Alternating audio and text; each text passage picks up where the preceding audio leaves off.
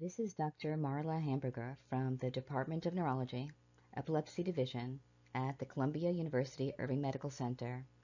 In this PowerPoint, I'm going to walk you through a typical Wada procedure, highlighting some of the key points from the chapter. The neuropsychologist conducting the Wada in the video is Dr. Jeffrey Cole, and he is assisted by Dr. Jenna Waldman. I'll start out with a little bit of background information about the patient, and then run through preparation for the procedure, starting out with EEG lead application, reviewing the procedure with the patient, practicing to obtain speech and memory baseline, followed by the cerebral angiogram. We'll then take a look at an actual procedure. This will be a left ICA injection, and you'll be able to see the hemi-anesthetic effect, test item presentation, followed by speech and language testing, and then post-anesthesia memory testing. For the right injection, I'll just present the results since the procedure is the same, and then I will wrap up with overall results and interpretation. The patient is a high-functioning 48-year-old right-handed woman. She has a bachelor's degree in mathematics and is employed full-time as a systems analyst. She has left temporal lobe epilepsy. She has obviously left temporal seizure onset as well as interictal left temporal discharges and a fairly typical history with a febrile seizure during infancy, and she's been refractory for approximately 10 years. Her brain MRI shows left MTS, and PET shows hypometabolism from the left temporal region, particularly within the left hippocampus. She presents for Wada testing because she is considered a surgical candidate for left temporal resection or possibly laser ablation. We presume she is left dominant for language, but that will be confirmed or not by Wada testing. But the main question we need to answer is, can her right temporal region support new learning and memory? On the day of the procedure, we have the patient arrive early to the hospital, NPO for midnight the night before. One of the first steps in preparation is the application of EEG electrodes. We monitor EEG during the procedure for several reasons. First, EEG will assist in monitoring the effect of hemianesthesia. Following an injection, we will check to see if there is bilateral or unilateral slowing. If we see bilateral slowing, the patient might be obtunded, and we would not want to begin the procedure until the contralateral slowing is cleared and the patient can focus their attention. EEG also helps us determine if the patient has returned to baseline when we are ready to check memory for the items presented during the anesthetic effect. And finally, if we notice any unusual behavioral changes during the procedure, we can check the EEG to see if the patient is having a seizure. Once the electrodes are applied, we will then review the procedure with the patient, even if we have done it before. This helps put the patient at ease, as a more relaxed patient is a more cooperative and better performing patient. Also, we practice the memory testing in part to familiarize the patient with the protocol, but also to obtain a pre-Wada baseline. We need to make sure that the patient is mentally intact and not postictal before we begin this invasive procedure. So we're going to do the Wada procedure today. There's two reasons why we do this procedure, okay? The first is that we want to know which side of your brain controls language function. The second is that we want to know how each side of your brain supports memory independently of the other side, okay? So the way we do this is we actually use a medication, a type of anesthesia that's going to kind of quiet or kind of put to sleep half of your brain while the other half is awake, and we're going to be testing the awake half, okay? Now I say put to sleep, but it's important for you to know that you're not going to be asleep. You're going to be awake the whole time, okay? So the way they get this medicine into your brain is actually through a small incision down here in your groin area and your hip, both femoral arteries. You're going to make a very small incision. They should give you some numbing cream and some Novocaine, so you shouldn't feel any pain. It shouldn't hurt. If it does hurt, let them know, and they'll give you more numbing anesthetic, okay? Then they're going to take a very long tube called a catheter, and they're going to go kind of from that entry point through your blood vessels up into your neck. The thing about that is that you're not going to feel the tube. You don't have any nerve endings in your blood vessels, so you're not going to feel the tube going through your system, okay? But when they're in your neck, and this is something we talked about the other day, you're going to want to stay very still, okay? Because if the tube is in your neck and you move your head around, there's a risk that you can damage that artery, okay?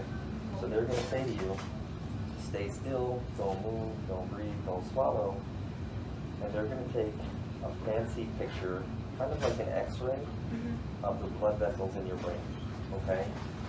They're going to use a special dye that's going to light up the blood vessels and kind of tell us what the vasculature looks like, okay? When they do that, you might feel a warm sensation on that side of your face, okay? It's normal, and it's temporary, and it goes away. And it's not going to be there permanently. It's just a very brief warm sensation, okay? So that's what we're going to get the information of what your blood vessels look like.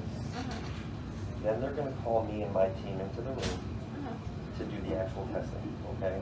And just to remind you, the testing is for two things, language and memory, okay? So I'm going to ask you to do some things with parts of your body. I'm going to ask you to look at some pictures and some objects, try to name them, and try to remember them, okay? So we're going to do a practice run right now to kind of give you a sense of what it's like, okay? So the first thing I want you to do is to bend your knees for me. Can you do that? Can you bend your knees? Go ahead. All right. Now I want you to remember that I asked you to do that, okay? So try to remember that. You can put them back down now, okay? Then I'm going to show you a picture, and I want you to tell me what the picture is, okay? What's this a picture of? An owl. Okay, so that's an owl. I want you to remember the owl, okay? Remember that. Good. This is another picture. What's that a picture of? Basket. It's a basket. Good. Remember the basket, okay? Every two items or pictures that I show you, we're going to test your strength. So Dr. Waldman is going to be helping us today. You know her because she was there when you were in the EM. Does that sound familiar to you? So she's going to be checking your strength, okay? So every couple of seconds, when she grabs your hand, so reach out to my hands, all the way up, hold them higher, higher, higher, and squeeze as hard as you can, okay? As hard as she's tough, you can squeeze hard. Good. All right. So every time Dr. Waldman reaches for your hand, I want you to squeeze back, okay? Squeeze her hand. That's going to let us know that the medicine is still working, okay? Depending on how hard you can squeeze, okay? All right? So now I'm going to show you a couple more pictures, and I want you to tell me what they are, okay? Okay, what's this a picture of? Triangle. Okay, what color is the triangle? Red. Good. Remember the red triangle, okay? Now I'm going to show you a word, and I want you to read the word for me, okay? Store. Good. The word store. Remember the word store, okay? I've come back in and I'm going to check your memory. I asked you to do something with part of your body. Do you remember what it was? Your knees. You bent your knees. Good. Excellent. Then I showed you some pictures. Do you remember any of those pictures? The owl. Okay, there was an owl, basket.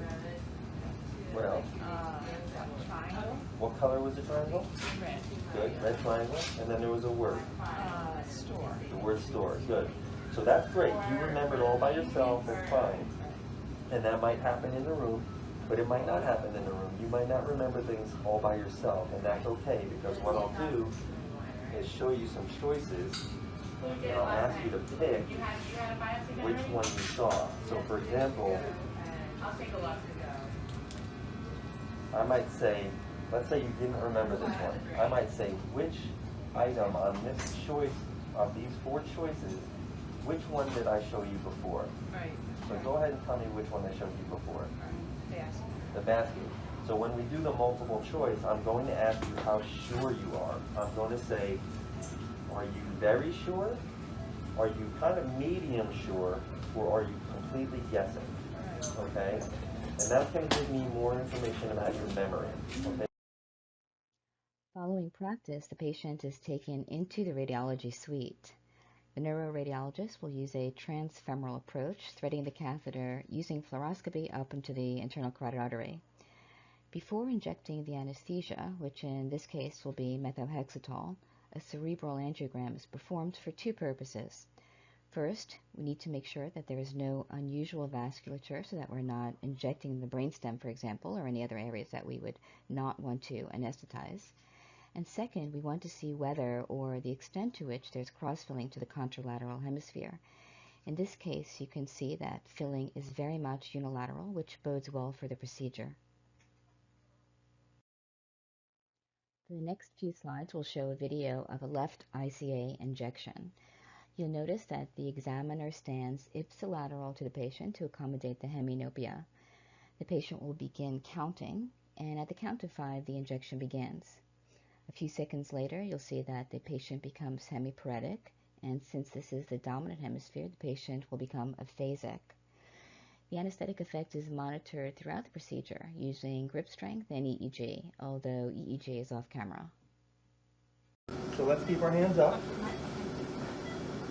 We'll squeeze Dr. Waldman's hands. Okay. The first thing I want you to do is start counting out loud. Just count out loud. Okay, squeeze hard while you do it. Okay. Right. 1, 2, 3, 4, 5, 5. 6. Keep squeezing. Right.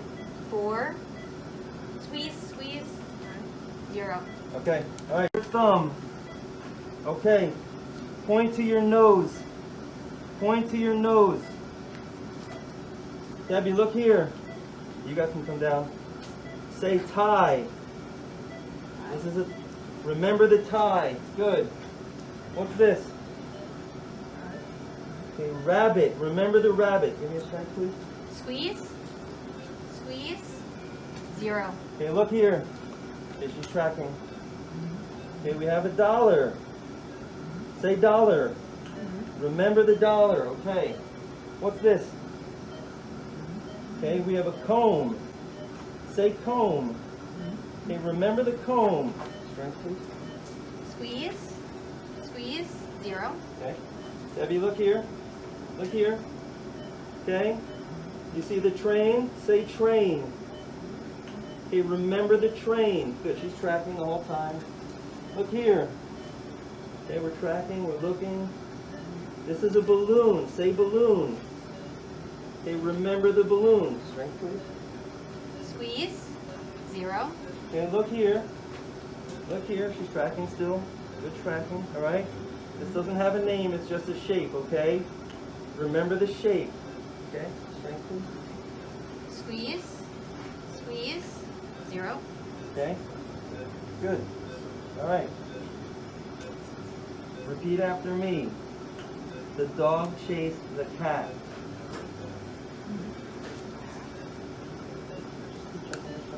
Squeeze. Squeeze. 0. Yeah. Squeeze. 0. Okay. Okay. Good. You're doing great. Squeeze hands. Squeeze. 0. Squeeze. 0. Squeeze this one. Squeeze. Squeeze. 3. Okay. Squeeze. Debbie, say lovely yellow lilies. Lovely yellow lilies. Try to say it. I know it's hard. Try to say it. Say the dog chased the cat. Okay, your strength. Squeeze. 3. Okay. Squeeze. The dog 4. chased the cat. Try to say it. I know it's hard. Try.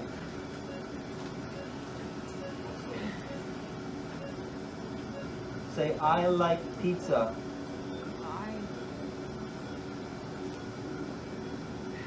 Try to say it. I know it's hard. I like pizza.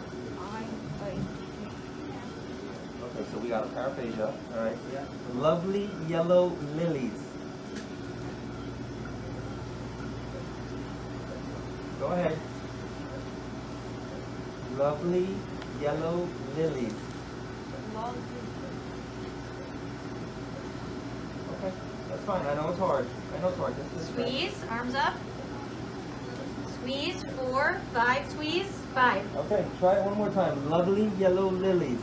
Lovely, yellow. Okay, good. 5. Excellent. Okay, you mark the time at when she says 5. The team will wait approximately 10 minutes for the patient to return to baseline. They will check EEG, grip strength, mental orientation, and speech status before testing memory. The next slide will show post-anesthesia memory testing.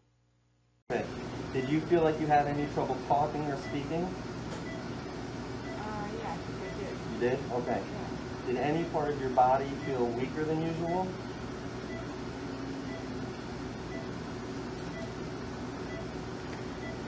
It's okay if you're not sure. I'm not sure. I'm Okay, not sure. that's fine. So I showed you a bunch of pictures and objects, okay?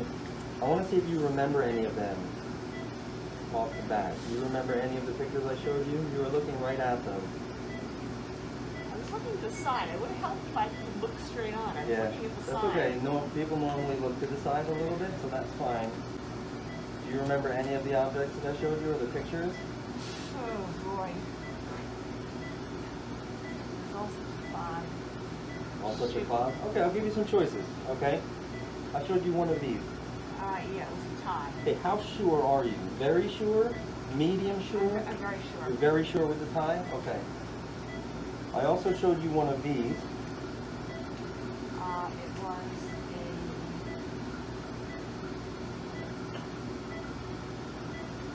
was a rabbit. Okay, how sure are you? Very I'm sure? very sure.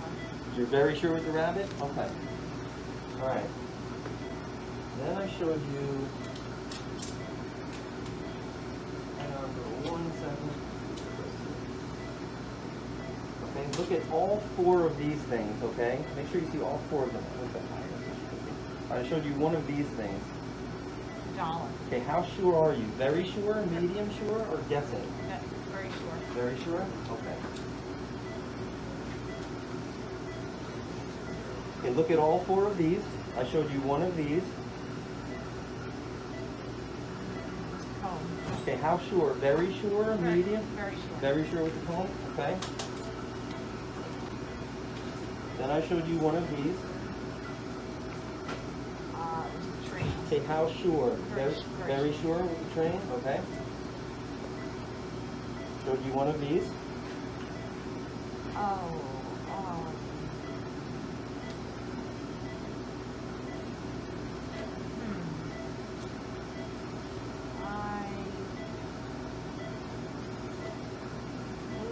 Okay, how sure? Very sure, medium sure, guessing? I'm guessing. You're guessing? Okay. All right, and then I showed you a shape. The shape did not have a name, but it was one of these shapes. See if you can point to the shape that I showed you. The lower left? Okay, how sure? Very sure, medium sure? Medium. Medium sure, so that's a 2, Katie. All right, great. Okay, we're done with part 1. Okay, that's all that we have to do on that side. We're going to do the other side now. Okay? Everything we just went through, these pictures that I was showing you and the objects, I want you to forget them. Okay? When I come back in, it's going to be new stuff that I show you. Okay? To review the results of the left ICA injection, we saw that the patient became aphasic, confirming left hemisphere dominance for language. And on memory testing, she achieved 100% accuracy, suggesting that the right temporal region can support new learning and memory. With the right injection, speech and language remained intact, and she only achieved 50% on memory testing, suggesting that the left temporal region does not sufficiently support memory. So our overall conclusion for this patient is that she is left hemisphere language dominant, and memory-wise, we see that the right temporal region supports memory, whereas left hemisphere memory is weak, and she showed a significant memory asymmetry. So these results are consistent with her left temporal lobe epilepsy and her left MTS, overall supporting her surgical candidacy for left temporal lobe resection or ablation.